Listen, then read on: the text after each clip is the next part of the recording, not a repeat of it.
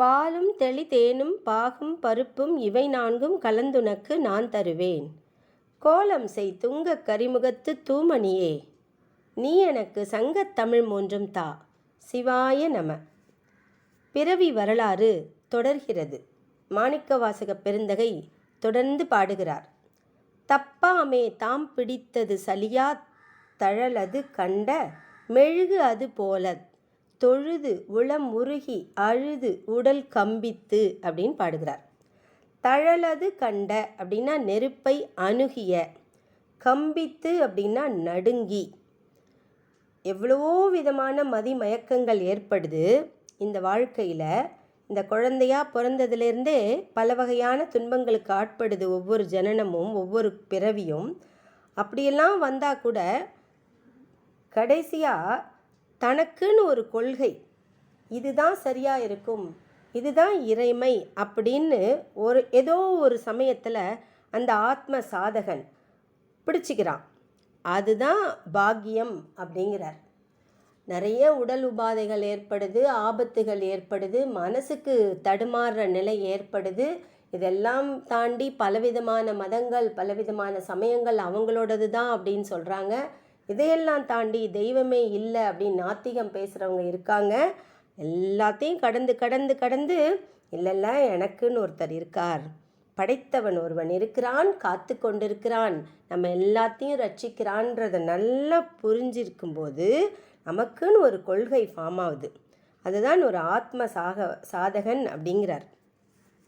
அவங்களுக்கு தப்பாமல் சலிச்சிக்கலாமல் அப்படி பிடிச்சிக்கிறாங்க, அந்த கொள்கையை பிடிச்சிக்கிறாங்க.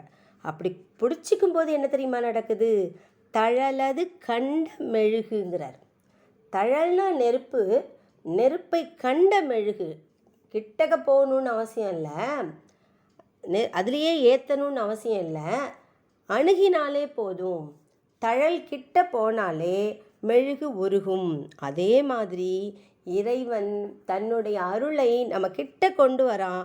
அப்போவே நமக்கு புரிஞ்சிடுது, ஆஹா இது ஒரு அழகான அனுபவமாக இருக்கே, இறை அனுபவமாக இருக்கே, அப்படியே தீயிலிட்ட மெழுகு மாதிரி நம்ம உள்ளம் உருகுதே அப்படிங்கிறத புரிஞ்சிக்கும் போது, உணரும் பொழுது, அந்த பேர் அனுபவத்தை அனுபவிக்கும் பொழுது மனிதன் என்ன பண்ணுறான்? இறைவனை தொழுகிறான், இறைவனை நாடி அழுது உடல் நடுங்குகிறான். அப்போ அது ஒரு டிஃப்ரெண்ட் ஃபீலிங் இல்லையா, டிஃப்ரெண்ட் எக்ஸ்பீரியன்ஸ், இது வரைக்கும் அனுபவிக்காத ஒரு அனுபவம். அதனால் உடல் நடுங்குது, கண்கள் நீரை சொரிகின்றன, உள்ளம் குழைகிறது, உள்ளம் உருகுகிறது, எல்லாம் ஒரே நேரத்தில் நடக்குது. அப்புறம் என்ன நடக்குது?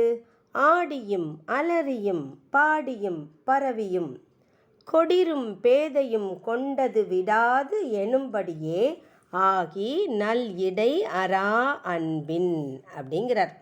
பரவியும்னா வழிபட்டும், கொடிருன்னா குரடு, பேதை அப்படின்னா அறிவிலி, நல் அப்படின்னா நல்ல, இடையரா அன்பின் மாறாத அன்பினால். பக்தன் என்ன பண்ணுறான் அப்படின்னா, உள்ளுக்குள்ள அந்த பேரன்பு குபு குபு குபுன்னு வருது, அது பாட்டு ஊற்று மாதிரி.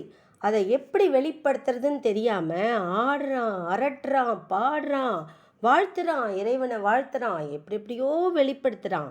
அவன் எப்படி பிடித்து கொள்ளப்படுகிறான் அப்படின்னா, குரடு போன்றும் அறிவிலி போன்றும் தான் பிடித்த நன்னெறி நின்று சிறிதும் பெசகுவதில்லை அப்படிங்கிறார். அது என்ன சொல்கிறான்னா, குரடு என்ன செய்யும்? நம்ம எதையாவது பிடிச்சிக்கணும் அப்படின்னா நம்ம கையில் அந்த குரடை எடுத்து கொஞ்சமாக எக்ஸ்பேண்ட் பண்ணி நம்ம எந்த பாத்திரத்தை பிடிக்கணுமோ அந்த பாத்திரத்தில் போய் வச்சு அப்படியே இறுக்கி பிடிச்சிப்போம் இல்லையா? இறுக்கி பிடிச்சிக்கும் போது அந்த குரடு தான் பிடித்த பாத்திரத்தை கீழே விடவே விடாது. அப்போன்னா இந்த குரடுக்கும் அந்த பாத்திரத்துக்கும் உள்ள உறவாது இல்லை, யார் பிடிச்சிருக்காங்களோ அவங்களுக்கும் அந்த பாத்திரத்துக்கும் உள்ள உறவு. ஏன்னா குரடு தானாக போய் பிடிக்காது, நாம் யாராவது தான் கையில் எடுத்து அது எந்த இடத்துல கரெக்டாக வச்சா ஃபிக்ஸ் ஆகுமோ, ஒரு நல்ல ஸ்ட்ராங்காக பிடிச்சிக்குமோ அதை தெரிஞ்சு இறுக்கி பிடிச்சிப்போம், கீழே விட மாட்டோம், ஜாக்கிரதையாக வச்சுப்போம். கீழே விட்டால் அதுக்கும் ஆபத்து நமக்கும் ஆபத்து, அதனால் கீழே விட மாட்டோம். அதனால் அந்த மாதிரி இந்த குரடு மாதிரி இந்த பக்தனை பிடிச்சிக்கிறாரு. யார்? கர்த்தா தான், நம்மை காக்கும் இறைவன் தான் நம்மளை குரடு எப்படி இறுக்கி பிடிச்சிக்குமோ அந்த மாதிரி பிடிச்சிக்கிறாரு. பேதையை இங்கே சொல்கிறார். ஏன் அப்படின்னா, ரொம்ப அறிவுள்ளவங்க அனலைஸ் பண்ணி பார்ப்பாங்க. தான் ஒரு பிடி பிடிச்சி எதையாவது ஒன்று பிடிச்சிக்கிட்டாங்க அப்படின்னா, ஒரு வேளை அது தப்பாக இருக்குது அல்லது ரைட்டாக இருக்குது, இன்னொருத்தவங்க சொன்னால் அதை கேட்டு தன் மனசை மாற்றிக்குவாங்க. அறிவிலிகள், பேதைகள் என்ன பண்ணுவாங்கன்னா, தான் பிடிச்சா பிடிச்சது தான். நம்ம சொல்வோம் இல்லையா, தான் பிடிச்ச முயலுக்கு 3 கால்னு சொல்கிறான்னு. ஆமாம், 3 கால்னு அவங்க கடைசி வரைக்கும் நிற்பாங்க. ஆனால் அது ஒரு வகையில் நல்லது என்னென்னா, மாறாத மனம் கொண்டவர்களாக இருப்பார்கள் அறிவிலிகள். அதே மாதிரி இறைவன் தன்னை ஆட்கொண்டுட்டான்னு புரிஞ்சிடுத்துன்னா, அந்த பக்தன், அந்த அடியவர் எப்படி ஆயிடுறாராம், எப்படி கொரடு தன்னை பிடிச்சிக்கிட்டா விடாமல் இருக்குமோ அந்த பாத்திரம் மாதிரி, இந்த அறிவிலி மாதிரி எனக்கு உள்ள இறைவன் வந்துட்டான். இதுக்கு மேலே நான் இந்த பாயிண்ட்டை மாற்றிக்கவே மாட்டேன், இறை அனுபவம் கிடச்சிடுது அப்படின்னு சொல்லிட்டு ஃபுல்லாக தன்னுடைய அந்த இறை அன்பில், தூய்மையான அன்பில் மூழ்கியவனாக இருக்கிறான் பக்தன். அதனால தான் இந்த கொரடையும் பேதையையும் கம்பேர் பண்ணுறாரு மாணிக்கவாசக பெருந்தகை. அப்புறம் எப்படி இருக்குதான், பசுமரத்து ஆணி அரைந்தால் போல கசிவது பெருகி கடலென மருகி அப்படிங்கிறார். கசிதல்னா உள்ளம் கசிதல், குழைதல். மருகுதல்னா சுழலுதல். பசுமரத்தில் ஆணி அடிக்கிறது எளிது, டக்குன்னு உள்ளே இறங்கிடும். அதே சமயத்தில் வெளியில் எடுக்கிறது கஷ்டம், ஸ்ட்ராங்காக போய் உள்ளே பிடிச்சிக்கும். அதனால் இந்த இறைவன் தன்னை பற்றிய ஒரு பேர் உணர்வை பக்தனுடைய மனசில் எப்படி அடிக்கிறாராம், பச்சை மரத்தில் அடிக்கிற மாதிரி அடிக்கிறாராம். பசு மரத்தில் ஆணி அடிக்கிற மாதிரி இறைவன் ரொம்ப லகுவாக பக்தர்களுடைய உள்ளத்தில் ஒரு பேர் உணர்ச்சியை கிளப்பி விட்டுறாரு. அந்த உள்ளம் என்ன பண்ணுது, அந்த உணர்ச்சிக்கு ஆளாகி சந்தோஷப்பட்டு அப்படியே உருகி, மெழுகு மாதிரி உருகி, உள்ளத்துக்குள்ள உணர்ச்சி அப்படியே கிளம்பி ஆடி பாடி பிதற்றி அப்படின்னு பேர் அனுபவத்தை அனுபவிக்குது. அப்போ அது உள்ளமெல்லாம் குழையுது, உடல் என்ன ஆகுதான், கடலென மருகி. கடலென மருகினா சுழலுது, அப்படியே உள்ளுக்குள்ள ஒரு பெரும் சுழற்சி ஏற்படுகிறது.